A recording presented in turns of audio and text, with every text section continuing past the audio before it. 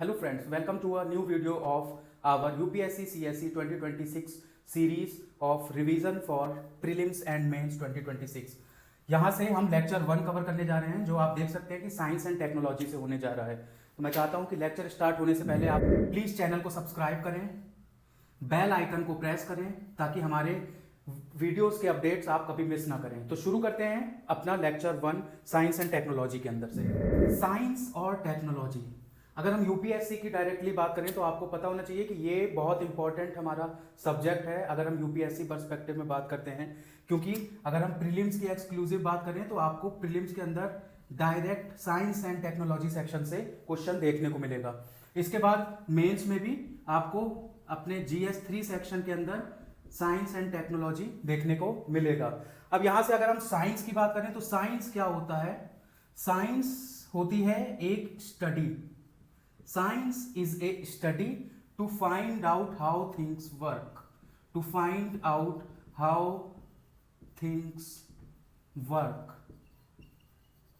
अब साइंस के जरिए आप पता चल सकते हैं, आप पता लगा सकते हैं, आप एक्सप्लेन कर सकते हैं किसी भी नेचुरल फिनोमिना को, जैसे सोलर एक्लिप्स, लूनर एक्लिप्स या टाइड्स। अगर कोई भी अर्थक्वेक्स, कोई भी नेचुरल या अननेचुरल फिनोमिना जो अर्थ के ऊपर हो रहा है, तो साइंटिफिक वे में मूव करने का मतलब होता है कि हम इसे एक्सप्लेन करने लायक पहुंच जाए, उस फिनोमिना को हम एक्सप्लेन कर सकें। तो ये मेन मकसद होता है साइंस का। अब टेक्नोलॉजी की अगर बात करें हम, तो साइंस के अंदर जो हमने चीजें सीखी हैं उन चीजों का उपयोग करके हम अपनी आम जिंदगी, जो हमारी रोज की जिंदगी होती है, उसके अंदर कैसे हम साइंस का प्रयोग करके अपनी जो रोजमर्रा की दिक्कतें होती हैं उन्हें कम कर सकते हैं। जैसे मोबाइल का आविष्कार, इसकी वजह से क्या हुआ है कि जो हमारा ग्लोबलाइजेशन है वो बढ़ गया है। इसके बाद अगर हम इंटरनेट की बात करें, कंप्यूटर की बात करें, तो ये सारे टेक्नोलॉजिकल डोमेन के अंदर आपको देखने को मिलेगा। सुपर कंप्यूटर्स, एआई, ये सारा फील्ड है टेक्नोलॉजी के अंदर जो आपको मिलेगा। तो साइंस के जरिए हम एक्सप्लेन करना सीखेंगे किसी भी पर्टिकुलर फिनोमिना को, उसको हम समझेंगे, उसकी डिस्कवरी करेंगे। क्यूरियोसिटी से इनोवेशन होगा और बीच में एक फेज होगा डिस्कवरी का, जहां पर हम कुछ चीजें। Why science and technology matters for UPSC, तो आपको यहां पर समझ लेना है, मैंने आपको बताया है कि जीएस पेपर 3 के अंदर, यहां पर मेंस के अंदर आपको साइंस एंड टेक्नोलॉजी पढ़ना पड़ेगा। साथ ही साथ प्रीलिम्स में मैं आपको बता दूं कि डायरेक्ट आपको यहां से साइंस एंड टेक्नोलॉजी के क्वेश्चन आएंगे जो इजी क्वेश्चन होते हैं। अगर आप उस टॉपिक को पढ़े हुए हैं तो आप उसे इजीली से सॉल्व कर सकते हैं। इसके बाद आपको समझना है कि भारत के अंदर बहुत सारी डिजिटल इनिशिएटिव्स शुरू की गई हैं, जैसे डिजिटल इंडिया या हमारा जनधन, आधार और मोबाइल की ट्रिनिटी। तो इन सब चीजों में आपको टेक्नोलॉजी का कैसे इस्तेमाल किया गया है, ये सारी चीजें आपको देखने को मिलेंगी। इसके बाद हेल्थ में भी हम साइंस और टेक्नोलॉजी का यूज करते हैं। जैसे आजकल आपको पता होगा कि एक टेक्नोलॉजी है, एक प्रोटीन है क्रिस्पर-कैस9, जिसके जरिए हम डीएनए के जो हमारे खराब सेल्स हैं या खराब स्ट्रैंड्स हैं डीएनए के अंदर, उन्हें हम इजीली कट करके उन्हें निकाल कर अच्छे स्ट्रेन्स के साथ, बाहरी एक्सटर्नल स्ट्रेन्स के साथ रिप्लेस कर सकते हैं। इस टेक्नोलॉजी का नाम है क्रिस्पर-कैस9 टेक्नोलॉजी, और ये क्वेश्चन प्रीलिम्स के अंदर डायरेक्टली 2022-23 में पूछा गया है। अब ऐसे ही इस चीज से, ये एक एग्जांपल से मैं आपको समझाना चाहता था कि कैसे जो नई टेक्नोलॉजी हेल्थ सेक्टर के अंदर आ रही हैं या डिजिटल इंडिया मिशन के अंदर जो भी टेक्नोलॉजीज इन्वॉल्व हुई हैं वो कैसे वर्क करती है। जैसे RFID का टैग आपने अभी देखा होगा कि कैसे जो टोल टैक्स सिस्टम होता है इंडिया के अंदर, वहां पर हमें अब एक टैक्स मिल जाते हैं और उस टैग को हम गाड़ी के ऊपर चिपकाते हैं और गाड़ी जब वहां से पास हो रही होती है टोल गेट से तो वो ऑटोमेटिक खुल जाता है। अब यहां पर जो टैग लगा है वो टैग जो टेक्नोलॉजी का इस्तेमाल करता है, उस टेक्नोलॉजी को हम कहते हैं RFID।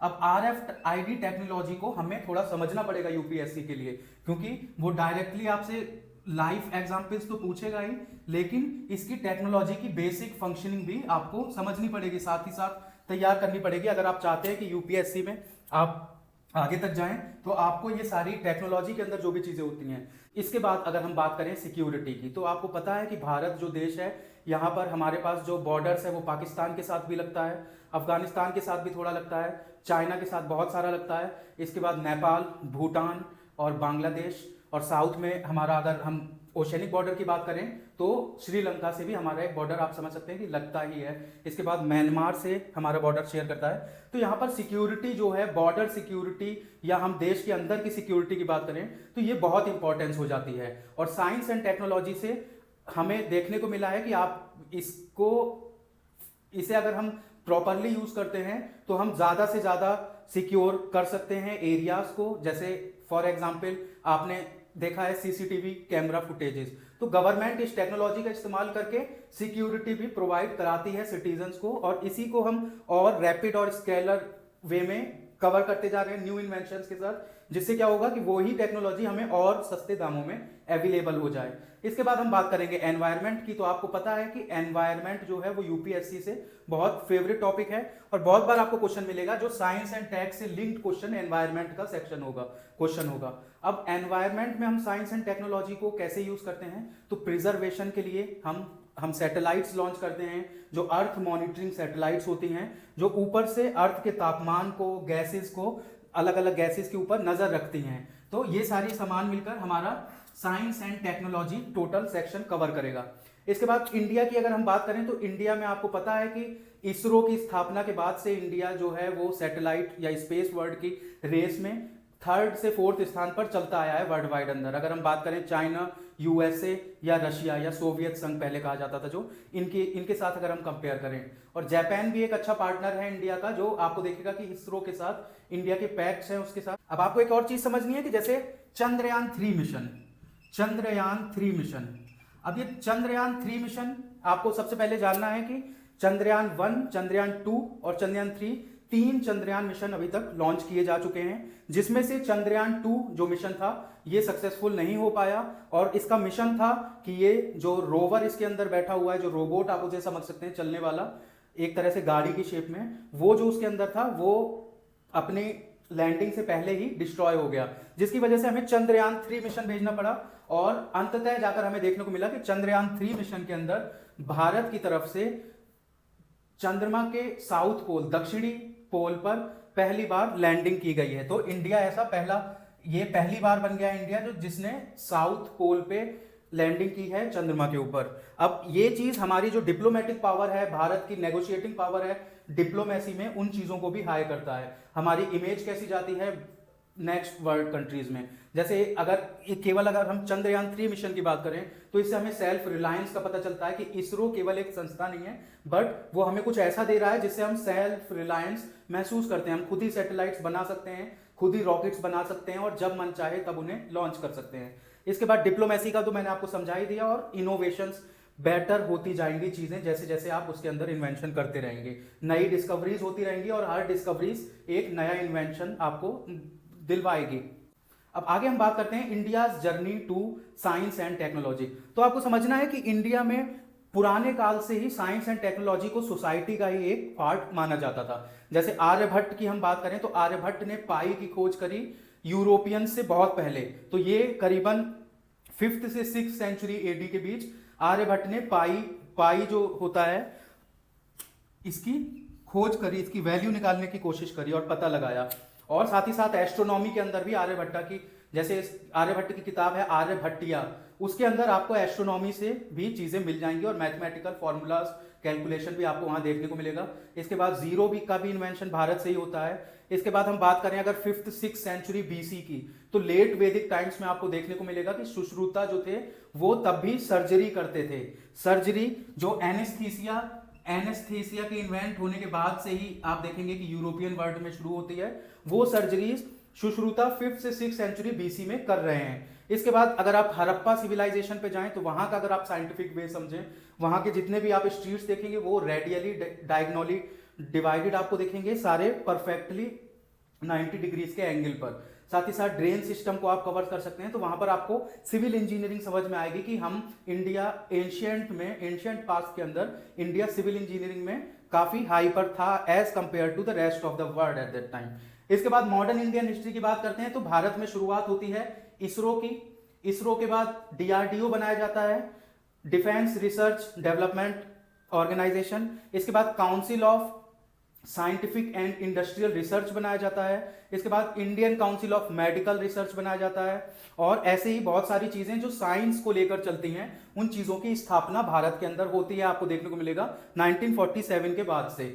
इसके बाद मॉडर्न इंडिया में और आपने जो देखा है, जो साइंटिफिक रिवॉल्यूशंस की अगर हम बात करें एक्सक्लूसिवली भारत के अंदर, तो व्हाइट रिवॉल्यूशन ये आपको 1960s के टाइम पे ग्रीन रिवॉल्यूशन के साथ ही चलता हुआ दिखेगा। ये व्हाइट रिवॉल्यूशन, ग्रीन रिवॉल्यूशन, इसके बाद हम अगर आईटी रिवॉल्यूशन की बात करें तो 1990s के बाद से आपको देखने मिलेगा कि भारत के अंदर आईटी रिवॉल्यूशन शुरू हो गया है। और आज की बात करें तो आज आपको समझना है कि भारत के अंदर बहुत सारे स्टार्टअप्स शुरू किए जाते हैं जो साइंस एंड टेक्नोलॉजी की ही एक तरह से इसी का रोल प्ले कर रहे हैं भारत के अंदर। इसके बाद आदित्य L1 को आपको समझना है, तो आदित्य L1 एक मिशन है जो जिसके तहत भारत की तरफ से एक सैटेलाइट को L1 लैग्रेंज L1 ऑर्बिट में, जो कि सूरज और पृथ्वी के बीच में एक ऐसी ऑर्बिट होगी जहां पर दोनों का, जहां से जैसे यहां पर सूरज है और यहां पर पृथ्वी है, अब एक ऐसी दूरी पे जिसे हम लैग्रेंज पॉइंट कहते हैं, ऐसी दूरी पर वो रखा जाएगी सैटेलाइट, जिससे ना ही वो पृथ्वी की तरफ भागे ना ही सूरज की तरफ भागे, बस वहीं पर वो अपनी, जहां पर वो टिकी है वहीं पर अपना टिकी रहे एक पर्टिकुलर मेथड में। और इस मिशन के थ्रू, आदित्य L1 मिशन के थ्रू हम सन को पढ़ने जा रहे हैं। सोलर फिनोमिनास को भारत एक्सक्लूसिवली अपने खुद के बनाए इस सिस्टम से, इन कंपोनेंट से पढ़ेगा। इसके बाद गगनयान मिशन की अगर हम बात करें, ये रिसेंट मिशंस हैं कुछ जो बहुत इंपॉर्टेंट है साइंस एंड टेक्नोलॉजी सेक्शन में। अगले वीडियोस में, आगे के वीडियोस में, क्योंकि ये इंट्रोडक्टरी वीडियो है इसलिए मैं आपको ये कवर करा दे रहा हूं, आपको बता दे रहा हूं एक इन ब्रीफ की क्या क्या चीजें आपको एक्चुअली देखने को मिलेंगी। इसके बाद गगनयान जो मिशन है, इस मिशन के तहत ह्यूमन स्पेस फ्लाइट एक ये मिशन है जिसमें भारत के 3 से 4 IAF के पायलट्स हमारे ये अपनी ऑर्बिट को छोड़ के, अर्थ की ऑर्बिट को छोड़ के ऊपर पहुंचेंगे, may be middle earth orbit में या लोअर अर्थ ऑर्बिट में, ये देखने को मिलेगा। ये मिशन बहुत क्रूशियल मिशन है इंडिया के लिए, क्योंकि पहली बार इंडिया की तरफ से इंडिया खुद ही अपने एस्ट्रोनॉट्स को स्पेस में भेजने की तैयारी कर रहा है और फिर वापस लाने की तैयारी कर रहा है। अगला हम देख लेते हैं बायोटेक्नोलॉजी और हेल्थ सेक्टर के अंदर से। तो कोवैक्सीन, कोविशील्ड, जीनोम सीक्वेंसिंग, ये सारी कुछ ऐसी चीजें हैं, कुछ ऐसे टर्म्स हैं जो आपको साइंस के अंदर एकदम अच्छे से पता होना चाहिए अगर आप यूपीएससी का एग्जाम देने जा रहे हैं। जीनोम सीक्वेंसिंग क्या होती है, एमआरएनए क्या होता है, या कैपिटल एमआरएनए क्या होता है, डीएनए क्या होता है, और डीएनए की कैसी वैक्सीन होती हैं, एमआरएनए की वैक्सीन क्या होती हैं, दोनों में क्या डिफरेंस होता है। इसके बाद क्रिस्पर टेक्नोलॉजी के बारे में मैं आपको बता ही चुका हूं, जिससे हम जीन एडिटिंग करते हैं, क्रिस्पर Cas9। इसके बाद हमें और भी अप्रोचेस देखने हैं, जैसे भारत का आपको पता है कि Ayushman Bharat digital health mission शुरू किया गया था मोदी सरकार के द्वारा करीबन 2016-17 के टाइम पे, जो पूरे विश्व का सबसे बड़ा एक तरह से बेस्ट हेल्थ मिशन है। और यहाँ आयुष्मान भारत डिजिटल मिशन के अंदर आपको मिलेगा कि कार्ड्स बनाए जाते हैं, और इन कार्ड्स को बनाने के लिए ही साइंस एंड टेक्नोलॉजी का इस्तेमाल किया जाता है, साथ ही साथ डाटा सारा रखने के लिए साइंस एंड टेक्नोलॉजी का इस्तेमाल किए जाते हैं। इसके बाद आगे हम चलते हैं, तो इंफॉर्मेशन टेक्नोलॉजी एंड AI। तो आपको समझना है कि AI जो है वो आने वाले कल के लिए बहुत चेंज लाने वाला है, और सारी चीजों में बहुत ज्यादा आपको चेंज देखने को मिलेगा। जैसे अगर हम मिशंस की बात करें, AI के अंदर से ही भारत की तरफ से एक मिशन है भाषिनी मिशन। इस मिशन के तहत जितना भी, जो भी लैंग्वेज आप टाइप करें, जैसे इंग्लिश आप टाइप करते हैं तो उसे इंडिया की जितनी भी लैंग्वेजेस हैं जो शेड्यूल्ड लैंग्वेज हैं उनके अंदर आप इस ऐप के थ्रू कन्वर्ट कर सकते हैं डायरेक्टली। अब एक सवाल मैं आपसे पूछना चाहता हूं कि क्या आप मानते हैं कि जो AI है, इसकी जो इंटेलिजेंस है, ये एक दिन ह्यूमन इंटेलिजेंस को ओवरटेक कर लेगी? कृपया हमें कमेंट सेक्शन में आपकी जो भी राय है उसे जरूर बताएं। आगे हम चलेंगे, आगे आपको एनर्जी और एनवायरनमेंट टेक्नोलॉजी साथ में पढ़ना पड़ेगा, जिसमें हम नेशनल हाइड्रोजन मिशन कवर करने जा रहे हैं, solar parks, electrical vehicle mission 2030, FAME 1, FAME 2, ये दोनों है हमारा faster adoption to electrical vehicle की, ये सारी पॉलिसीज थी जो शुरू की गई थी। इसके बाद हम nuclear fusion, nuclear fission, quarks और जो भी हमारा स्पेस न्यूरॉन्स, इन सब चीजों की जो भी रिसर्चेज चल रही हैं या जो इनकी लैबोरेटरी से नई रिसर्चेज निकल कर आई हैं, उन सबको हमें साथ ही साथ कवर करते हुए चलना पड़ेगा। इसके बाद आपको एक और चीज समझनी है कि इंडिया ने 2070 के लिए अपना नेट जीरो एमिशन का गोल दिया है, तो ये चीज भी हम साइंस एंड टेक्नोलॉजी सेक्शन के अंदर कवर करेंगे। अगला जो इंपॉर्टेंट चीज होगी वो नैनो टेक्नोलॉजी और डिफेंस। तो आपको समझना है कि नैनो फिल्टर्स क्या होता है, स्मार्ट टेक्सटाइल्स क्या होती हैं, नैनो सेंसर्स क्या होते हैं और इनका काम क्या होता है और किन किन चीजों में हम इनका यूज कर सकते हैं। इसके बाद डिफेंस टेक्नोलॉजी की अगर हम बात करते हैं, हाइपरसोनिक मिसाइल्स आपने देखी हैं कि हाइपरसोनिक मिसाइल्स होती हैं, कुछ सुपरसोनिक मिसाइल्स होती हैं, कुछ सबसोनिक मिसाइल्स होती हैं। तो ये साउंड की स्पीड जो होती है उस स्पीड से अगर 1 मैक है तो वो साउंड की स्पीड के बराबर है, अगर 2 मैक है तो साउंड की स्पीड से डबल है, 3 मैक है तो साउंड की स्पीड से ट्रिपल है। ऐसे हम हाइपरसोनिक, सबसोनिक और सुपरसोनिक मिसाइल्स वगैरह इन टेक्नोलॉजीज के ऊपर वर्क करते हैं। अगर भारत की एक्सक्लूसिवली बात करें तो भारत के पास क्रूज मिसाइल बनाने की भी टेक्नोलॉजी मौजूद है, साथ ही साथ इंटर कॉन्टिनेंटल बैलिस्टिक मिसाइल बनाने की भी भारत के साथ टेक्नोलॉजी मौजूद है। मैं चाहता हूं कि आप कमेंट सेक्शन में मुझे दोनों के एक एक एग्जाम्पल बताएं, दोनों बैलिस्टिक मिसाइल के और क्रूज मिसाइल के, जो भारत यूज करता है इस टाइम पर। इसके बाद आपको समझना है कि गवर्नमेंट की भी एक पॉलिसी रही है 2020 के बाद से, आपको देखने को मिलेगा कि भारत आत्मनिर्भर भारत की तरफ बहुत आगे मुड़कर देखता है, क्योंकि अब आज के वर्ल्ड में समझ में आ गया कि जैसे यूएस, चाइना और कोई भी अगर कंट्रीज है वो अपनी टेक्नोलॉजिकल इनोवेशन हमें नहीं देता। वो भले ही हमें सामान बेच दे, लेकिन जो उस टेक्नोलॉजी से, जिस टेक्नोलॉजी से वो सामान बनाया गया है वो टेक्नोलॉजी जल्दी भारत के साथ शेयर नहीं करता है। अब आपको समझना है, इसी को देखते हुए कि भारत के अंदर हल जो है हिंदुस्तान एरोनॉटिक्स लिमिटेड, उसकी तरफ से लाइट कॉम्बैट एयरक्राफ्ट्स बनाए गए हैं, तेजस, साथ ही साथ बहुत सारे हेलीकॉप्टर्स भी बनाए गए हैं। तो इन सब चीजों को भी आपको साइंस एंड टेक्नोलॉजी के अंदर ही कवर करके चलना होगा।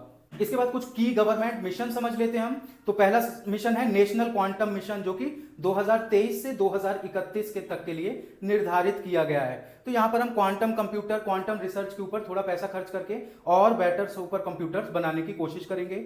इसके बाद नेशनल सुपर कंप्यूटिंग मिशन में आपको बता ही चुका, ये नेशनल क्वांटम मिशन का ही एक सब पार्ट होगा। ये भी 2023 से 31 फेज के लिए आया है, इससे पहले भी ये मिशन चलता रहा है, नेशनल सुपर कंप्यूटिंग मिशन। इसके बाद इंडिया का एआई मिशन आया एक अभी खुद के लिए ही, डिजिटल इंडिया 3.0 चल रहा है, और नेशनल रिसर्च फाउंडेशन बिल आया 2023 का, जो बहुत इंपॉर्टेंट है, जो हमारे की गवर्नमेंट मिशन के अंदर से आएगा साइंस एंड टेक्नोलॉजी सेक्शन में। इसके बाद अगर हम एथिक्स एंड सोसाइटी की बात करें, including in our subject science and technology, तो privacy versus security in AI, ये मेंस के लिए बहुत इंपॉर्टेंट है, जहां पर आपको ऐसे लिखने को आ सकता है या डायरेक्टली क्वेश्चंस पूछा जा सकता है। तो privacy versus security in AI. इसके बाद जॉब लॉस फ्रॉम ऑटोमेशन और एआई। इसके बाद genetic ethics and data governance, और आपको समझना है कि एथिक्स यहां पर लिंक हो जाएगा, जो एथिक्स का सब्जेक्ट है उसे हम GS3 के साथ लिंक करके तब यहां पर कवर करेंगे साइंस एंड टेक्नोलॉजी सेक्शन के अंदर से। और मैंने प्रीवियस ईयर का आपको बता दिया, जैसे जीनोम एडिटिंग से CRISPR-Cas9 का 2023 में प्रीलिम्स में क्वेश्चन देखने को मिला है। इसके बाद मेंस 2022 की बात करें तो वहां space technology and India's status के ऊपर आपको क्वेश्चन देखने को मिला है। इसके बाद मेंस 2021 की एक और बात करें तो साइंस एंड डेवलपमेंट का लिंकेजेस यहां पर आपको इन सब क्वेश्चनों के ऊपर आपको मिलना है। तो हम मूव कैसे करेंगे, तो सबसे पहले हम कंसेप्ट बिल्डिंग करेंगे, फिर उसकी एप्लीकेशंस देखेंगे, और फिर इंडिया के जो एग्जांपल्स हैं उन्हें समझेंगे। तो ये 3 वे प्रोसेस से हम साइंस एंड टेक्नोलॉजी को सारे डोमेन्स के अंदर से समझने की कोशिश करेंगे। सबसे पहले हम कंसेप्ट बिल्डिंग करेंगे, कंसेप्ट बिल्डिंग के बाद हम उसका एप्लीकेशन देखेंगे, जैसे स्क्रैम जेट इंजन, तो उसका हम एप्लीकेशन देखेंगे और उसका एक रियल लाइफ एग्जाम्पल समझेंगे इंडिया से रिलेट करके। ये हमारा लेक्चर 1 है। Next lecture science and tech हम डायरेक्टली अपने टॉपिक से शुरू करेंगे। कैसा लगा आपको हमारा वीडियो, हमें कमेंट सेक्शन में जरूर बताइएगा, और प्लीज हमारी वीडियो को शेयर करें उन लोगों के साथ जिन्हें आप जानते हैं कि ये यूपीएससी की प्रिपरेशन कर रहे हैं आने वाले ईयर्स के लिए। अपना बहुत ख्याल रखिए, धन्यवाद।